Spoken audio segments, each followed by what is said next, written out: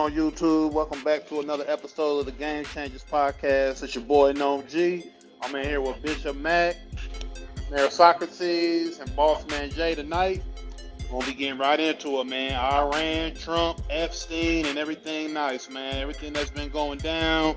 We had a Marine being taken out of a courthouse, I believe, or I forget where they were actually at, but he was being taken out for disputing the war and saying we're not about to go over there and die for Israel.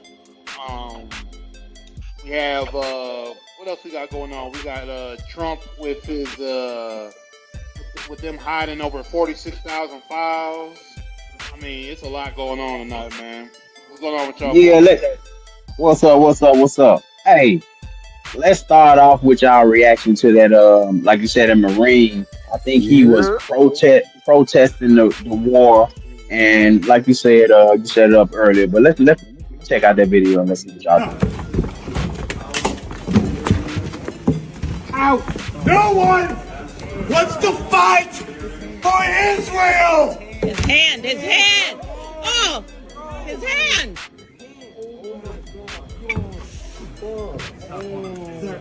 Sir. Let go of your hand. Let go of the door. Only go of the door. The senator broke his hand. A sitting U.S. senator just broke the hand of a Marine. Sir. Control your Senate. Arm stuck in the door. Okay, sir. A U.S. senator just broke the hand of a Marine. Hand stuck.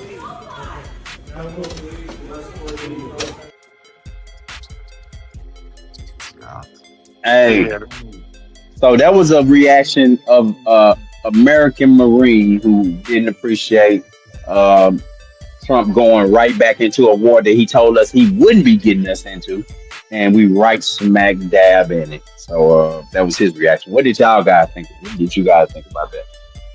Yeah, I think it's just basically what you're gonna get from American people going forward. Everybody can look up all this stuff online. People can see the history of Iran, Israel, in America. You can look up and see why we are going into Iran the way that we're going into it. We got so many educated people making videos, putting this information out, that there's going to be so many people that are not in agreement of it. Now, a lot of the older generation, they might go along with it because they so media trained with the propaganda. But younger people, especially people 40 and under, they're not about to go for it, in my opinion, because they have different alternatives of media, and they can see that you basically getting brainwashed if you're going along with what's going on, what America's doing. Now, you might look at it one way, it's protecting our freedom or at least keeping our power. If we don't go and do these things in the Middle East, America doesn't keep its power. But you look at on the other end, a whole bunch of innocent people dying for people's greed and power. So, yeah, man, that's how I feel about it. So you see on the screen the rundown. It goes, the way y'all hyped up Russia and China and they ain't done ish for their allies is crazy. Who are our true rivals? We ain't got none. What we do got is 3 of the top 5 air forces in the world, the greatest navy ever, and a president that ain't scared to push the button. We get shit done in hours. Russia been fighting Ukraine for 4 years and still ain't accomplished ish.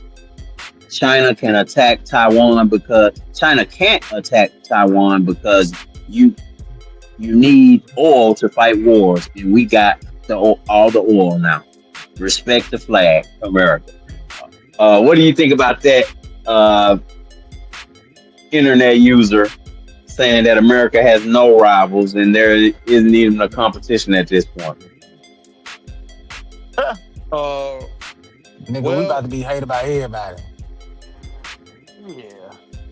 Like, we don't have all the oil in the sense of, yeah, we got that oil from that bombing in South America, or that raid in South America, in Venezuela, that we did we took a lot of I think we got a clip from that actually when we ran into Venezuela. We got like a little troll clip of Trump in a ski mask. I think production got that.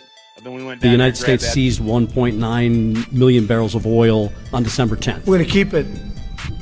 We're keeping it. Where's it? Are we going to sell it or put it in the strategic? Maybe we'll sell it. Maybe we'll keep it. Maybe we'll use it in the strategic reserves. We're keeping it. We're keeping the ships also. Yeah, please. Sir, have you spoken to American oil companies that have had their assets seized about what a post-Maduro Yes. Venezuela would mean for them, what coming I have back and restarting all operations? the big ones, yeah. I have. Yeah, please. So was that like, AI? Yeah, that was AI. That was them throwing the shiesty on Trump because he going in there on shiesty time. He going in there on his thug time, taking what he want. So they clowning, throwing the shiesty on him and the chains on him. But just answering the post right here and saying how we control the oil. Like, yes, we got that oil from Venezuela. Yes, we have these deals with Saudi Arabia and all this, but all this stuff with Iran is key for the oil because they have control of the Strait of Hormuz.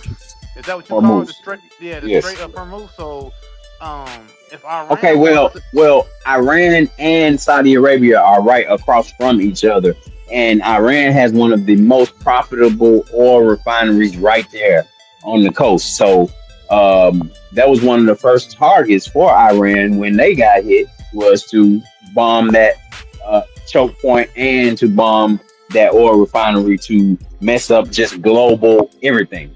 Iran's whole strategy was just to attack all the allies of America, even the ones that they have been friendly with, the ones that have been brokering the peace deals like Dubai and UAE, United Arab Emirates. But a lot of these countries had nothing to do with it, but they're trying to keep the peace because they're trying to keep the money going.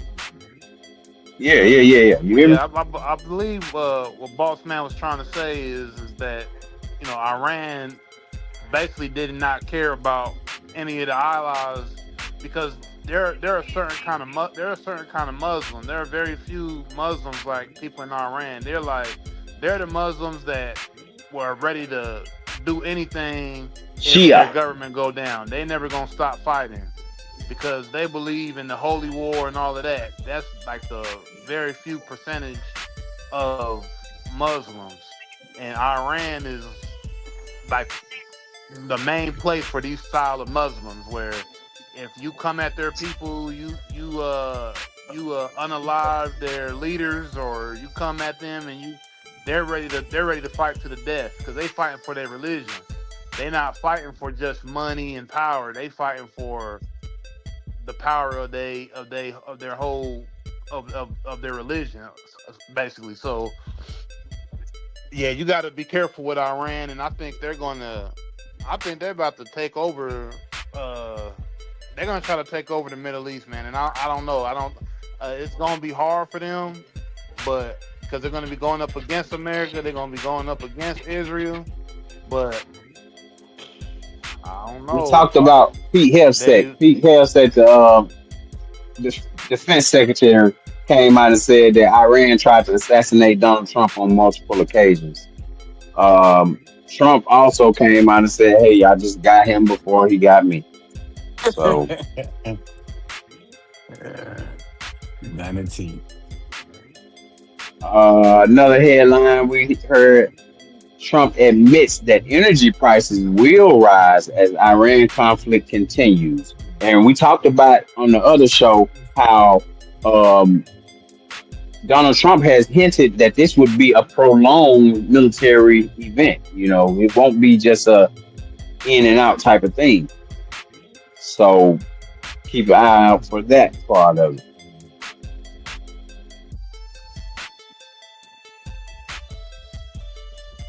Yeah, like just on these energy prices, once again, it goes back to the trade and how Iran can shut down that that whole area where all that trade is needed.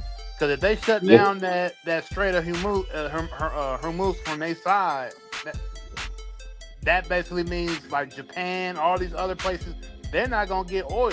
They're not gonna get what they need. People aren't. And it makes worldwide shipping rates rise. They got that shit tough too. So like that area is so important for the whole world, for global commerce and everything. Like we don't really know how. I don't think people really know how serious it is. Honestly, like people just think it's just another war. It really isn't. It's like it's probably bigger than anything that ever happened in the Middle East, right? That ever happened prior. This is probably the biggest thing that ever happened. What is the American Empire? The American Empire is the petrodollar. All right? The idea of the petrodollar is this. The US dollar is worth nothing. It's only valuable if people want it. But the GCC says that if you want oil from us, you have to pay us in US dollars. Okay? Then that is the basis of the value of the US dollar. So, if the GCC collapses, the American economy and the American empire both collapse at the same time. The problem though is the GCC is an artificial construct of empire. It does not exist naturally. Why? Because there's no food, there's no oil, no water. Okay guys? No food, no water. So these cities are able to grow in the millions because of all these petrodollars flowing in. If you close off the Strait of Hormuz, there's no food coming in, right? They're all gonna starve. How much food does the GCC get from overseas? 80%. 80% of all the food it consumes comes from overseas, that it imports. It doesn't grow by itself, it imports. All right? So the Strait of Hormuz is really key. And again, the Iranians will close it in order to strangle the global economy and therefore bankrupt the American empire. All right?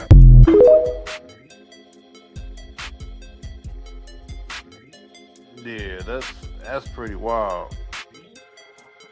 So yeah, that's the game that Iran is playing, where they're just gonna disrupt global trade.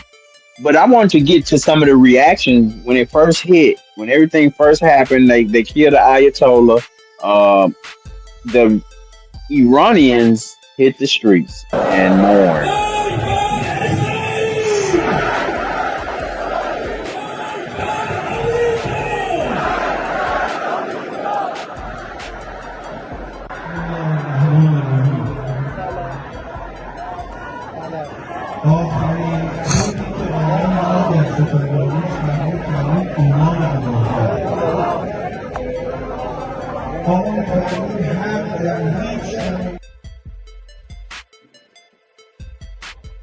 So they're putting a alternative narrative out, saying that Donald Trump asked for a ceasefire and it didn't happen.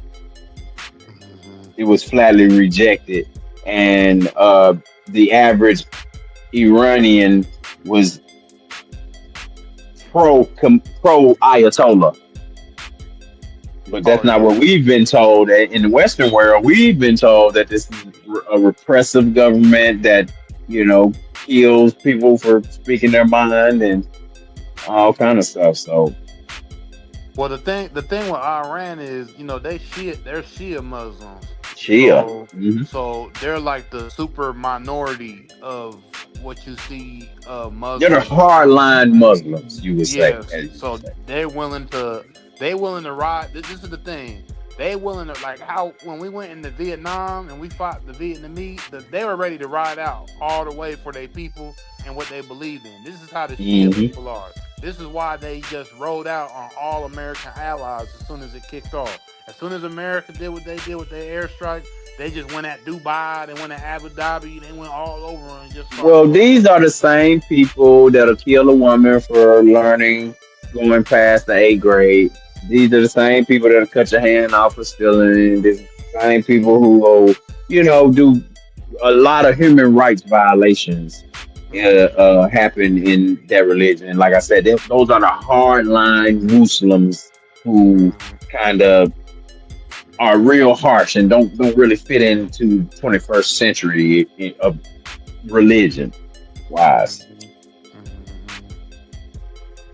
Yeah, and that's where us as America and our military fighting them is gonna turn into it's gonna turn into something because of the way that their country is designed as well with the mountains.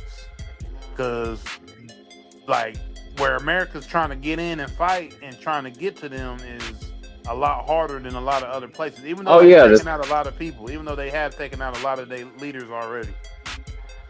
It's the same problem you run into in places that we've been to, like Afghanistan, where it's a mountainous region. It's hard to navigate, and these people are native to this, so they navigate better and kind of can use the terrain against you.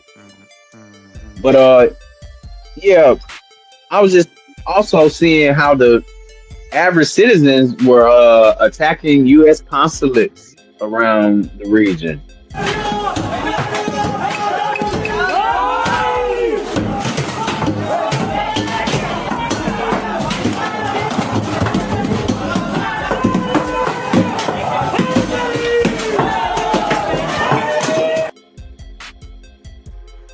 Now, from my understanding, all these consulates have been evacuated prior to the attack or prior to the war beginning.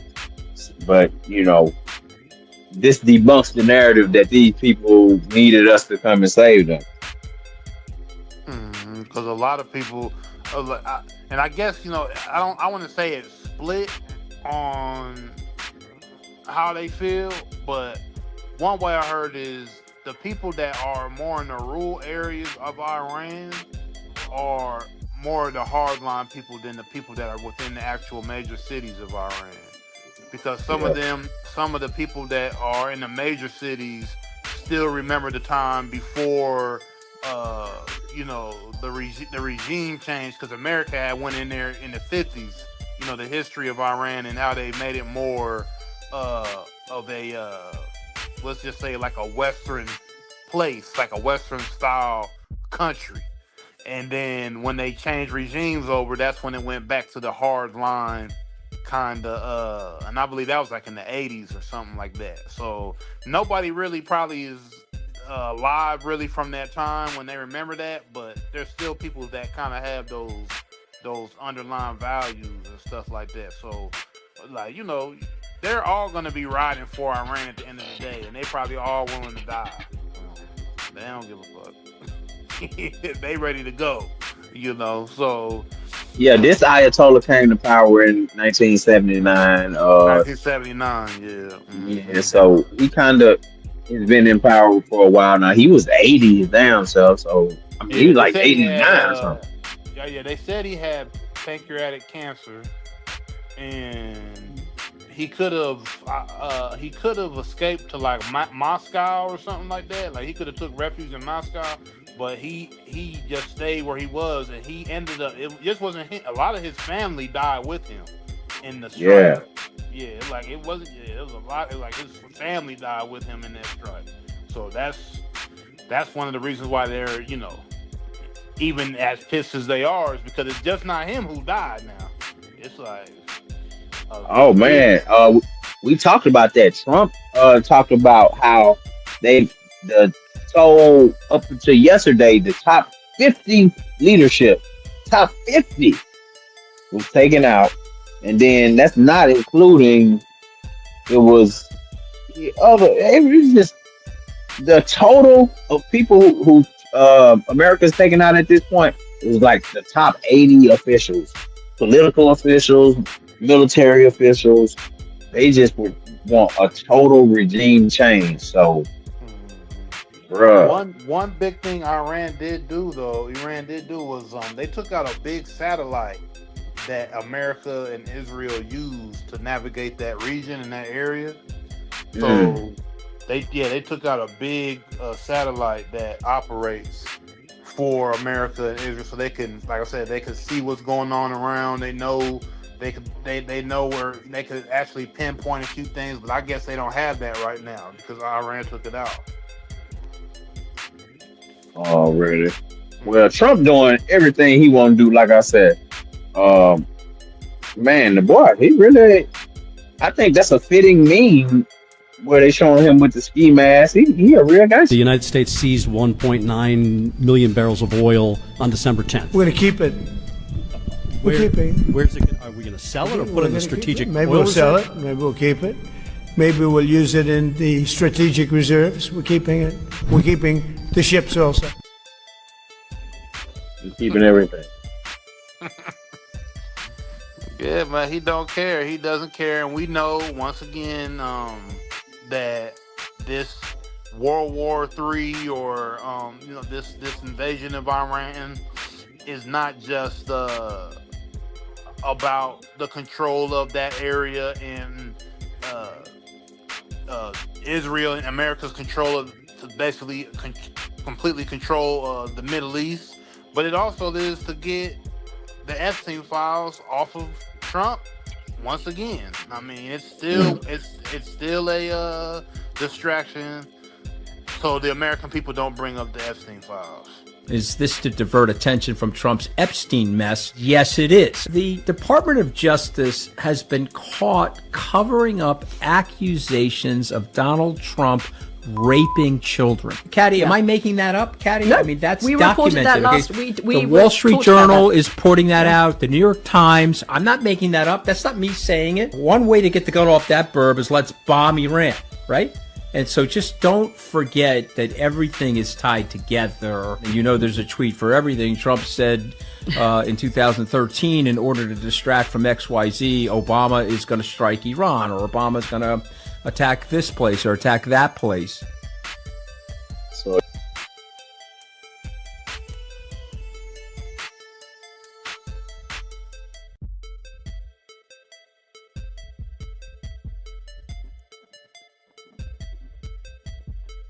would you say it's definitely a plot to kind of sway our attention away from the Epstein files? It's clear as day. The DOJ admitted to sifting through those files beforehand. 48,000 Epstein files were removed. And my question is, removed to where? Removed how? Like, yeah, what does that mean? Yeah, we're getting played right in our face. Yeah, we're getting played right in our face more than ever in human history by a government when it comes to them being honest with the general public. We literally have the biggest human sex trafficking case of all time right in our face, being shielded off, acting like it never happened, documents being shredded, being redacted, people getting brought in to do depositions, laughing. Bill Clinton's literally laughing at the deposition. They have the videos of him. I don't know if the production has any videos of that, but he's literally laughing at the deposition. I mean, he was looking down, going through the files, and when he was with his lawyer, and he's pointing out things that I saw that. That was crazy. He's pointing what the hell? He's pointing at stuff like he's looking at old vacation photos with his family going out of town on vacation. That's how he was looking at the Epstein file. He looking at stuff that sparked a memory that it was a good memory. His reaction was just not right. Yeah, it was awkward. When looking. Yeah. Yo, I saw that. So if we're in a time where our government officials, ex-presidents, Marines can get drug out of government buildings or try to get drug out of government buildings and break their hands because you trying to drag them out of these places. If we're at a time like this, people need to wake up. They need to wake up and see what's going on completely. You don't need to be somebody that is into politics or into anything, when you turn on the news, you're not into that. You're just getting up, handling your business on your day to day. You could just ignore it. That's cool. But we're at a point where not knowing anything about it at all, nah, we can't do that no more, man. No, we not. Out. No one wants to fight for Israel. His hand. Oh. I mean, I agree with you, bro. We don't have the luxury of not knowing nowadays. You know what I'm saying? We don't. It's happening right in your face. It's right in your face every day. Because they're about to pull this man out of the government building right there, pull him out. This man has served in the Marine. I mean, to join the Marine, that's the highest of highs. Highest combat. Yeah, when it comes to military, everybody, how many Hollywood movies have been praised because of the Marines, and everybody loves the Marines, and everybody, you got people faking that they're a Marine, like, because it's so coveted in America. They got senators. But this how we treat our Marines, though. Decorated Marines. Out. No one wants to fight for Israel. His hand. Hey. It's wild. If you're seeing something like that right now, you cannot ignore what's going on in this country. And they pulling that man out of there for telling the truth, because yes, we are their towel boys. That's what we are to Israel. We they towel boys. When they come out the game of doing they're evil and they're bidding, they're America. What you want me to do? What I got to clean up? That's what Trump right now. He a towel boy for Netanyahu. Where you want me to go? But I heard some very interesting stuff out here that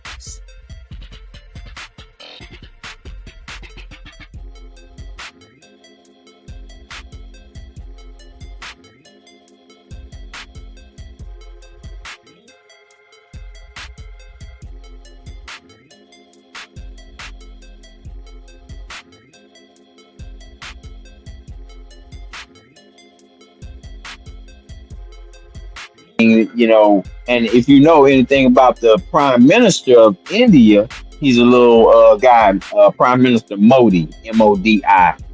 He's a Jewish Indian.